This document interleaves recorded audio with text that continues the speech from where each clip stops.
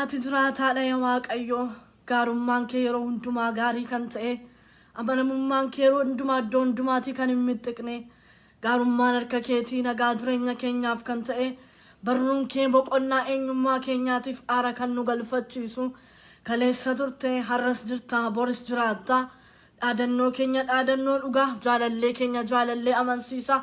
Waaqayyo abbaa keenya maqaa kee walii qabna, maqaa kee guddifna.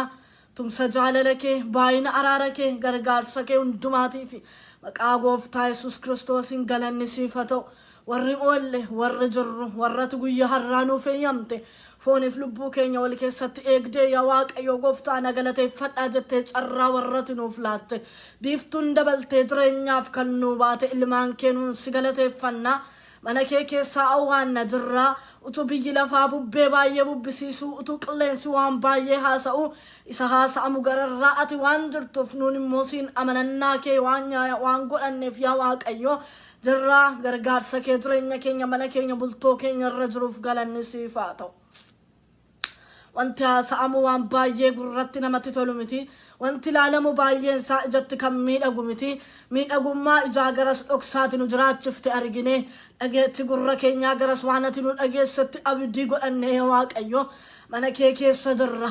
Gargaaramneerraa oolleerra lafeen keenya hin cabne foonni keenya hin butunne jireenyi keenya waa'ummaadhaan hin guutamne yaa Waaqayyo mana kee keessaa awwaannaa gaarummaatu nuuf ooltee dubbannaa jaalalati nu jaallatte odeessina. Gargaaraa keenya lafa onaa miltoo keenya bara rakkina hirkisaa keenya yeroo mucucaa Waaqayyo waaqa amanama maqaa gooftaa Yesuusiin galanni siif haa ta'u. Yeroo kana dhuftee yaa Waaqayyo dubbii sagalee keetii akka nutti dubbattu barbaanna. Sakanaaf araarri harka kee keessaa jireenya keenyaaf eenyummaa keenyaaf qalbii keenyaaf akka inni ta'u barbaanna. Yakka gara jabeenyaan nuun goone nuuf dhiiftee utuu beennu utuu hin beekin kan nuun garaa kee gaddisiifne araara nutti agarsiifte. Himata nuun sitti manu nu dhageesse yaa Waaqayyo gooftaa warra deebi akka nu gootu barbaanna. Araarri kee jireenya koo irratti yaa Waaqayyo araarri kee bultoo koo irratti araarri kee mana koo irratti mana ilmaan kanaa ilmaan isaanii bultoo isaanii irratti maqaa gooftaa Yesuus Kiristoosiin kan dhufe haa ta'u kan nuun si gaddisiifne garaa kee yaa Waaqayyo gooftaa akka inni hin boqonne kan goone galataaf nu uummattee gaaffiif yaa Waaqayyo gooftaa dhiphina nuun sitti kan taane ilmaanni kee ammoo carraati nuuf laatteen irra deebine araara si gaafachuu dhufneerra. Araarri kee jireenya keenya irratti haa ta'u hojiin diinaa kan qabame haa ta'u hafuurri seexana ergamni isaa kaayyoon isaa karoorri isaa maqaa Yesuusiin duwwaa kan ta'e haa ta'u bulee kee kan inni qopheessu hadhaanni jireenya keenyaaf akka nuun si waamne akka nuun sitti hin dammaqne gochuudhaaf qopheesse maqaa Yesuusiin kan dhangala'e haa ta'u laphee namaa keessaa qalbii namaa keessaa jireenya namaa keessaa bultoo namaa keessaa maqaa Waaqayyo waaqa isa jiraataatiin wanti sitti hin tolle harataa hafuura qulqulluutiin haxaamee kan gadi ba'e haa ta'u jireenya keenya keessatti kan milkaa'u kan aara galfachiisu hafuura kee hafuura qulqulluu isa qixa hundumaatti lolee mo'atee hojii hojjetu duwwaa nuuf haa ta'u sagalee kee nutti dubbadhu yaa Waaqayyo sagaleen ati nutti dubbattu isa qoraattii irra bu'u hin ta'in isa daandii duwwaa irra bu'u hin ta'in yaa Waaqayyo isa iddoo gaarii bu'ee biqilee dhalootaaf ija ta'ee yaa Waaqayyo ija isaa dhaloonni nyaatanii firii boritti dabarsan akka ta'uuf ati nu gargaari. Kan geggeessu kan dubbatu maqaa Yesuusiin hafuura kee qulqulluu duwwaa haa ta'u arrabni koo to'annaa hafuura keetii jala haa oolu qalbiin koo isa sagalee kee irraa dhaga'e isa si keessaa maddee duwwaa dhalootatti haa dubbatu hafuura qulqullu yeroo kana dhuftee hojii hojjechuun jaalala kee naaf haa ta'u. Kutaa sagalee Waaqayyoo keessaa iddoo tokko dubbisee walii wajjiniin ilaalleetu Waaqayyoon kadhannaa akkas jedha macaafa Anbaaqoom raajichaa qonnaa sadiirra isa jiru nan dubbisaa lakkoofsa 2 kaasee ani Anbaaqoom yaa Waaqayyo gochaa beekamaa ati anaa goote dhaga'ee yaa gooftaa gochaa kee kana yommuun dhaga'u sodaachuutu anatti dhufe mee bara keenya kanatti waan akkasii deebisii hojjedhu yeroo keenya kanattis akka isaan beekan godhi yoo aarte iyyuu araara keetiin nu yaadadhu Waaqayyo inni qulqulluun biyya Teemaanii tulluu Paaraan irraa hin dhufaa Suraan isaa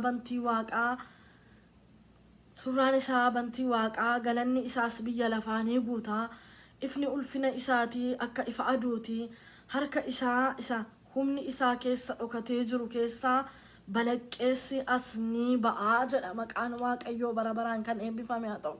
Iddoo kun kutaan sagalee waaqayyoo kuni Anbaaqoom raajachatu barreesse kadhata Anbaaqoom raajachaati. Kanaaf Anbaaqoom iddoo kanatti akkas jedheen xinnoo ishee dubbadhaa waaqayyoon eeggadhu hin leeyyaatu jedheen dubbadha. Iddoo kanarratti Anbaaqoom wanta baay'ee kadhannaa baay'ee waaqayyoon kadhata ture. Kadhata isaa keessatti garuu boqonnaa tokko boqonnaa lama yoo laallee waaqayyoon hin kadhataa deebii argatee miti garuu fuula waaqayyoon barbaadataa dhimmee waaqayyoo isaa eeggata ture. Eenyu namni Anbaaqoom jedhamu kun raajii Anbaaqoom jedhamu kun waaqayyoo isaa hin barbaadata ture, waaqayyoo isaa hin eeggata ture.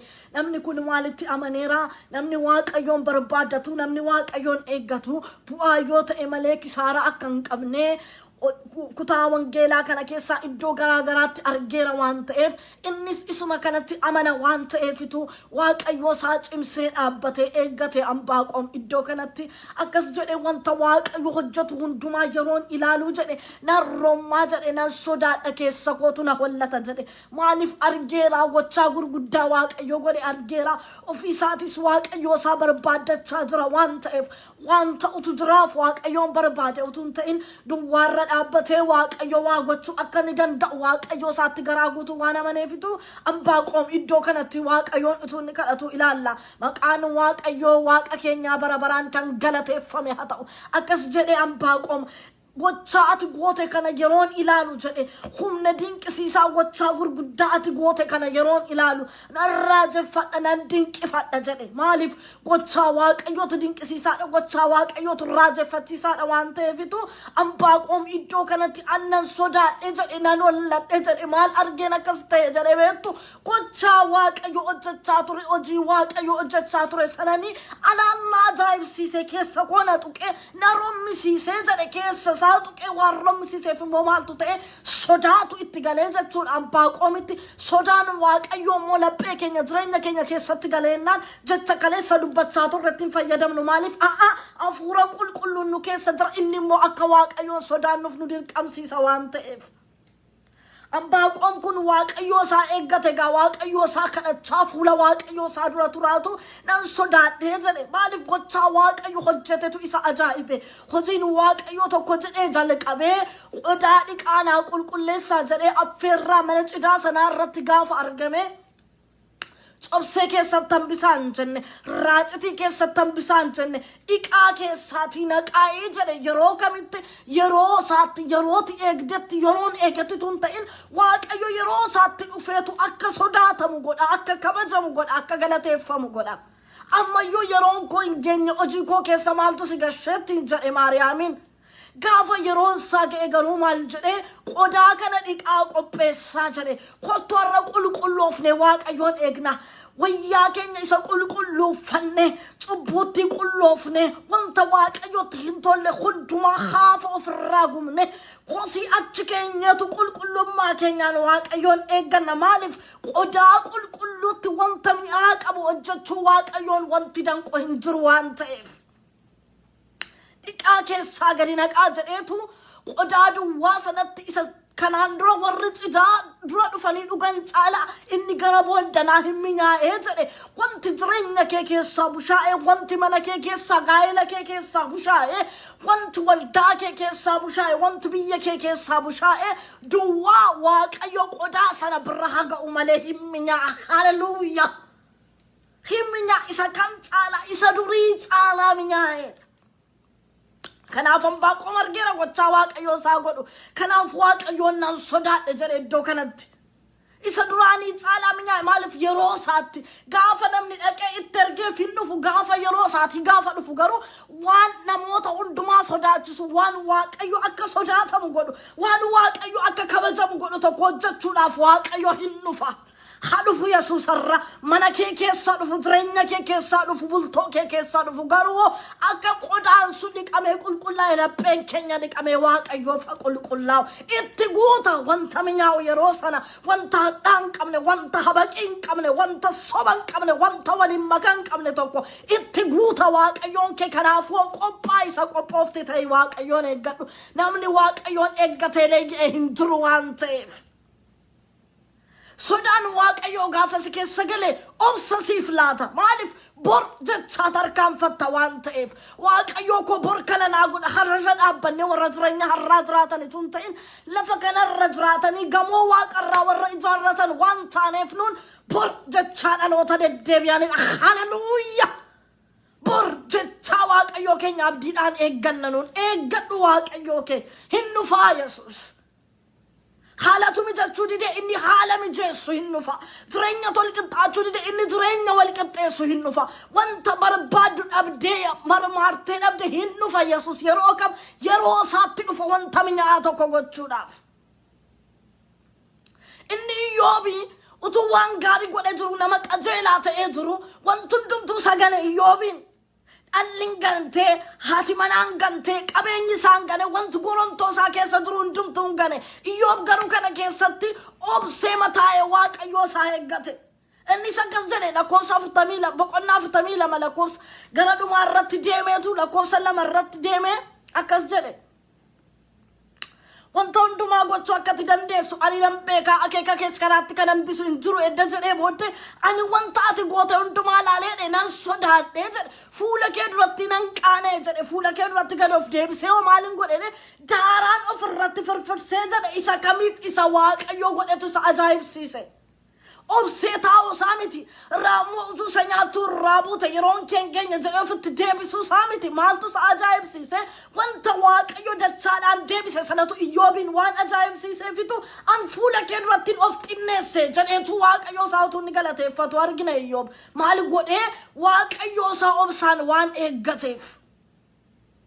Namni waaqayyoon obsaan eeggatu guyyaa tokko iyyuu qaana'ee fuula dukkanaa'ee deebi'een beeku. Kanaafuu Anbaaqoom egaa iddoo kanatti waaqayyoo isaa eeggate maal godhinaan sodaadhee mee jedhe malee Anbaaqoom wanta baroota sana hojjechaa turte maaloo jedhe yoo nuun hamma fedhe cubbuu goonellee araara keetiin nu milladhu dhaloota keenya kana keessatti irra deebii hojjedhu jedheetu Anbaaqoom waaqayyoo isaa kadhata iddoo kanatti laka bahadan vaanii dookaati jaatii kaaspaaraa vaadiyaa monta hida kuubaa jengaa tokko siikaa vaatii daaliyaan doova har'as waaqayyo bara keenya keessatti waan haaraa hojjetu har'as waaqayyo jireenya keenya keessatti waan haaraa hojjetu jireenya deddeebii miti shaakala deddeebii miti tajaajila deddeebii miti maal malee wanta haaraa tokko waaqayyo haa hojjetu. Yoo maali goone waaqayyo kana hojjeta beektu yoo waaqayyo keenya eegganne yoo waaqayyo keenya sodaanne yoo fuula isaa duratti gadi jenne eegganne kadhanni Anbaaqoom kadhate kun har'as barakoof barakeetti hin hojjeta. Akkas jedhe nan sodaadhe nan holladhe fuula kee duratti jedhe maaloo jedhe isa darbe isa gochaa turte sana jedhe ammas bara keenya kana keessatti yoo nuun gaarii hin goone ta'ellee yoo nuun garaa kee hin boqochisne ta'ellee yoo deddeebiin keenya sittiin tolle ta'ellee jedhe bara keenya kana keessattis adaraa godhiya waaqayyo jedheetu waaqayyo isaa kadhata. Koobii irra dhaabbachuun anaaf ta'u irra dhaabbadhe ani waaqayyoo koonan eeggadhee jedhe Anbaaqoom. Maali godhe waaqayyo isaa eeggate kottu waaqa koon eeggadhaa waaqa kee eeggadhu waaqi keenya isa nama boonsu malee isa nama joorsu miti waaqi keenya isa ol nama qabu malee isa gadi nama deebisu miti waaqi keenya isa maaqii nama tuffisu miti isa dirriba ulfinaa nama tuffisu maleessa. Kanaaf waaqayyo keenya eegganna nuun qilleensi waan gaarii miti maaliif waan gaarii biyya lafaarraa kan jirre inni iyyuu nutti meera. Isa gaarii godhe biyya lafaa gaafanne dhufeyyuu biyyi lafaa simachuun dandeenye anaaf simitiiti. Kanaaf wanta gaariin iddoon jirre keessatti isa gaarii gochuu danda'u sana laallee jiraanna nuun. Iddoo abdiin hin jirre keessatti isa abdatamu sana abdannee jiraanna nuun. Iddoo biqiltuun hin jirre sana keessatti abbaa biqiltuu biqilchuu danda'u sana qabna waan ta'eef waaqayyoon abdannee jiraanna nuun. Maal goona waaqayyoo keenya eegganna. Kottu hin eegamaa waaqayyo har'a abdiin kutin jireenya keetiif tuqaa keessee bira hin darbin jireenya keetiif abdii kutannaa keessee bira hin darbin jira Yesuus jira isa kamtu jira beektaa isa du'aa boollaa kaasutu jira isa maqaa keetiin si waamu jireenya kee du'e hafuura kee du'e qalbii kee du'e isa calluma si jalaa jedhee dubbachiisuu kan danda'u hafuura qulqulluutu jira. Kanaaf dubbadhu waaqayyo kee wajjin ansi eegaan duratti jedhe akka Anbaaqoom maaloo jedhe hin hawwe hin barbaade maaliif wanta waaqayyo gochaa turetu isa sodaachise waan ta'eef adaraa jedhe barakoo kana keessa sati isa godhi jedhe iji kee akka barbada abiddaa ifa jedhe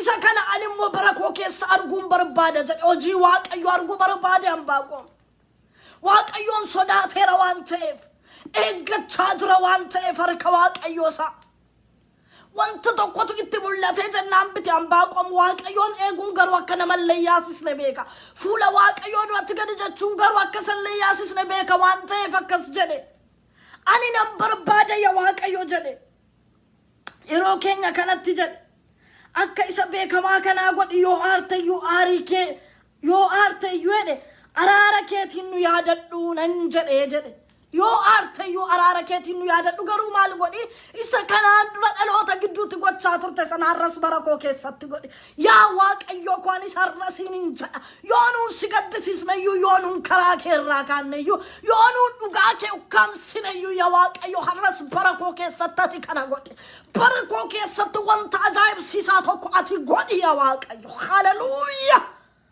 hivadi gatu gamanda yasela kwa matrelevenia godi ya waaqayyo ati barakoo keessaan isineega godi jedhe ani yeroo sana si soraadhe jedhe ifni ulfina isaatiin akka ifa aduuti jedhe ifni ulfina isaa akka ifa aduuti jedhe ifa aduun duba keenyatu beeka waan ta'eef karaa nuu beekamuun karaa nuu galuun ifa ulfina isaa maalni waan biraan jenne ulfina isaatu jedhe ifa ulfina isaa hallelujah ifi ulfina isaa manaaf jireenya baraaf bultoo kee irratti haa ba'u yeroo kana yeroo sagalee kana dhaggeeffattu kaase abdiin kee hahaara'u humni kee hahaara'u kadhanni kee hahaara'u jilbi kee hahaara'u maqaa gooftaa Yesuusiin hafuurri waaqayyoo sitti agalu hallelujah ifa ulfina isaa kanan arguu barbaadaan jedhe harka isaa jedhe isa humna dhokataan keessa jiru keessa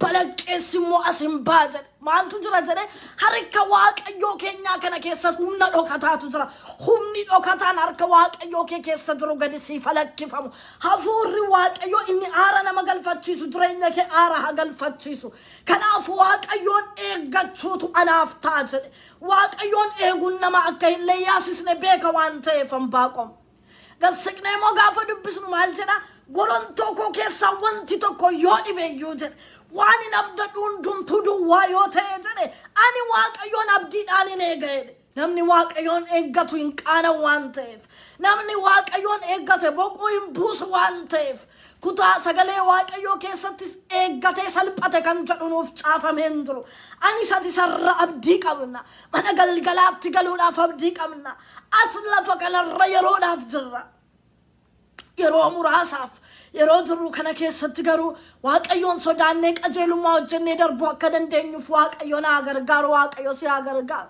maaltu beeka tureenyi nama akka qilleessa shuf jedhuuti jedha sagaleen waaqayyo yeroo kam akka yeroon waamicha keenyaa ta'e hin beeknu waan ta'eef yeroo hundumaa warra qophaa'anii dammaqanii waaqayyoon eeggatan waaqayyoon waa taasisu tureenya lafaaf duwwaa warra waaqayyoon eeggatan miti nuun tureenya waaqarraatiif waaqayyoon eegna mana bara baraa achii qabna kan biliin biraan geenye kan daana'oon biraan geenye akka jirutti yeroo hundumaa kan jiraatu mana harki namaan ijaarre mana iji namaan agarre mana gurri namaan dhageenye tokko isa qulqullootaa wajjin walitti makamnee taa'uudhaaf qophaa'ummaan keenya isa kana eegichi keenya isa kana fiigichi keenya isa kana tarkaanfiin keenya isa kana waaqayyooti siquun kan nu barbaachisuuf isa kana hafuura waaqayyoo kana utuu dhugnuu dheebonna sagalee waaqayyoo kana utuu nyaannu beelofna olmaan waaqayyoo mana keenyaaf jireenya keenya keessa jira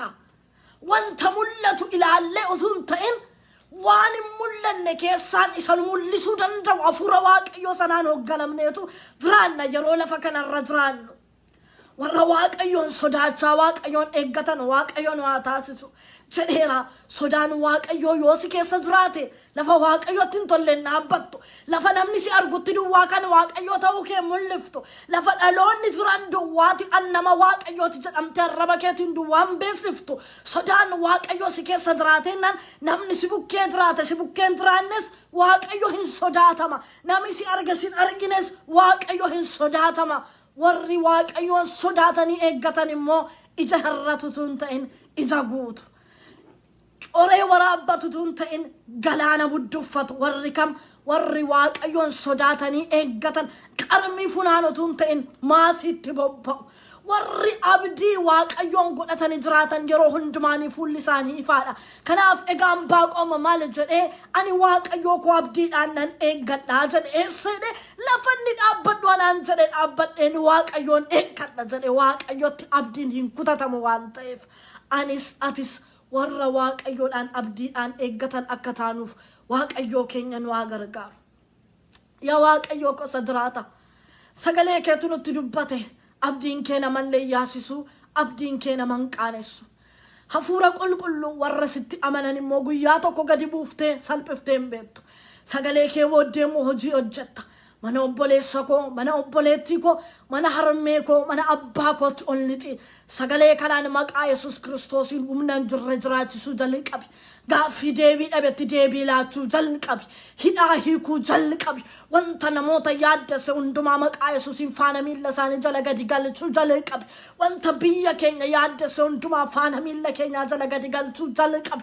Si sodaanna, gadi si jenna, si abdanna, si eegganna. Maqaa Yesuus Kiristoosiin wanta yaa Waaqayyo biyya lafaa keessaa oliif gadi adeemee mul'atu hin sodaannu. Isattis abdii hin kutannu. Isa abdii nuuf kenne Kiristoosiin waan eeggannuuf nu immoo sitti hin leeyyaanu. Namallee yaasisne hafuurri kee inni yeroo hundumaa namaa wajjin dhaabbatu sagaleen kee dhufe kun madaa nama tokko irra bu'ee naafa suphu. Gaaffii nama tokkootiif deebii haa ta'u. Adaraa yaa Waaqayyo sagalee kee kana namoota dhaggeeffatan kana humni waaqummaa kee bira haa ga'u. Utuu hin beekin jijjiiramanii of argan gaarummaa kee laphee isaanii keessatti haa ilaalan. Warri si abdatanii si sodaatan afaan leencaa keessa boraatii godhatanii bulanii beeku. Warri si abdatanii si amanatan yaa Waaqayyo humna abiddaa keessaa buttee abidda keessa bashannansiistee deemsisaa beekta. Lafatti warra si amanatan ati qaanessitee iftee bira dabarte nuun arginees dhageenyes hin beeknu. Maqaa Gooftaa Yesuusiin gargaarsi kee inni yeroo hundumaa ilmaan kana bira anaaf haa ga'u. Sagaleen kee raajii caaludha yaa Waaqayyo. Humni kee maqaa Yesuus Kiristoos yeroo isaan kana dhaggeeffatan lafee isaaniitti dhuka isaaniitti laphee isaaniitti maqaa Yesuusiin olitti galu. Hafuurri kee itti ulfaatu. Sagaleen kee itti ulfaatu. Wanti ba'aa itti ta'e saggoo isaanii irraa lafa haa dha'u. Wanti isaan yaaddesse jireenya isaanii irraa haa konkolaatu. Sisimachuu isaanii irraan kan ka'e wanti jireenya isaanii yaaddessu akka salphaatti haa ilaalamu. Namni yeroo sitti siqaa deemu, yeroo hafuura keetti guddachaa deemu, yeroo jaalala keetti siqaa deemu wantoonni lafarraa kun xixinnoof salphoo ta'anii namatti mul'atu. Warra sitti siqatanii wanta lafarraa salphisanii ilaalanii ayyaana kee keessa dhokatanii gonfoo moo'ichaa ofirra ka'anii sagalee jireenyaa dhaga'anii dhandhamatanii yaa Waaqayyo dhugaa keetti guddachaa hafuura keetti guddachaa sitti mul'achaa adeeman akka taanuuf humni nu jabeessu tokko banaa Waaqaa kana keessaa jireenya keenya irratti haa dabalamu yaa Waaqayyo. Warra dadhabaamu dhukaasii wajjin adeemanitu hin ta'in biyya isaaniitiif saba isaaniitiif yaa Waaqayyo dhimmanii warra si waaman yaa Waaqayyo wanta namatti hin tolle gurraan dhaga'uun si waamuu keenya irraan akka nuu hir'atuuf biyya keenyatti nagaa labsina jaalala labsina yaa Waaqayyo. Biyya jaalala dhabe biyya nagaa dhabe biyya ofii isaatii biyya kooti jedhee keessa jiraatu keessatti birrataa rafee birrataa dammaqu maqaa Gooftaa Yesuus Kiristoosiin lafa sanaaf dhattee nagaan isiniif haa ta'u jechuun jaalala keenaaf haa ta'u.